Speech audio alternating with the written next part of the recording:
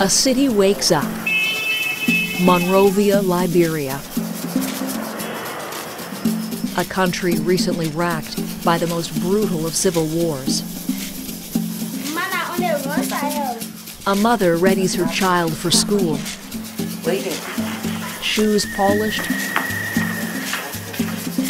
Lunch money doled out.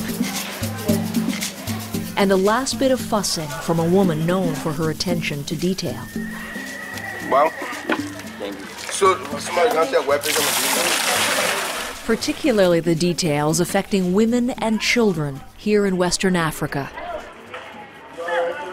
Rape, prostitution, graft, Mae Azango has written about them all. But it was the practice of female genital mutilation affecting 2 out of 3 Liberian girls and women that made Azango a hunted woman herself. I see human rights violation. Why? I said because these people are not only grabbing young women and cutting them, but babies. You are violating that child's right. Female circumcision is practiced in much of Africa in the mistaken belief it will reduce the sex drive and keep young women pure. It's an entrenched part of Liberian culture, previously condoned by government and carried out in the bush, a celebrated rite of passage, a graduation to womanhood. Then you telling me you getting her ready for womanhood at the age of 5? That human rights violation, you violated that child's right. So I got tired and sick of it. Azango took it out of the bushes and onto the front page of her newspaper, Front Page Africa. Her story was published on International Women's Day, eclipsing the good news stories of women's advances under the government of President Eleanor Johnson Sirleaf. When the story broke, Mae's life immediately became in trouble. Rodney Sia is Mae's publisher. She began getting calls from people.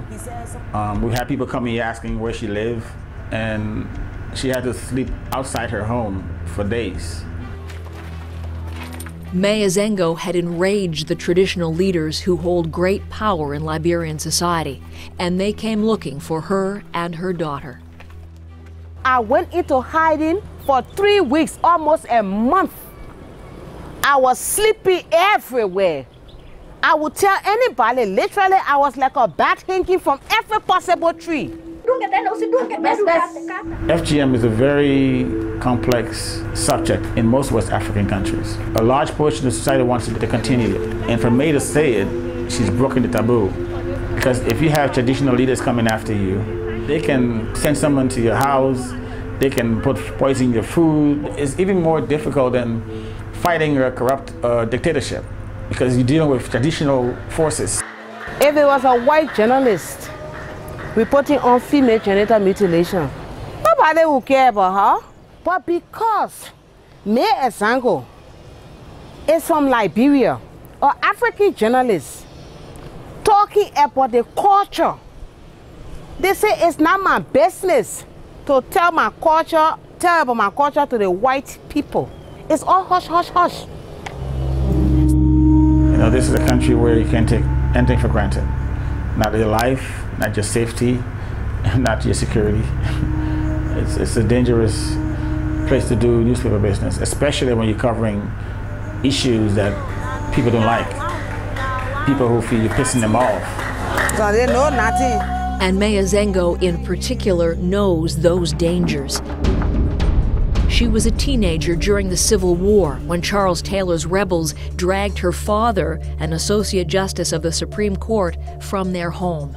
They beat him so badly he later died. He was one of 250,000 people to be brutally slaughtered in wars that rocked the country for decades.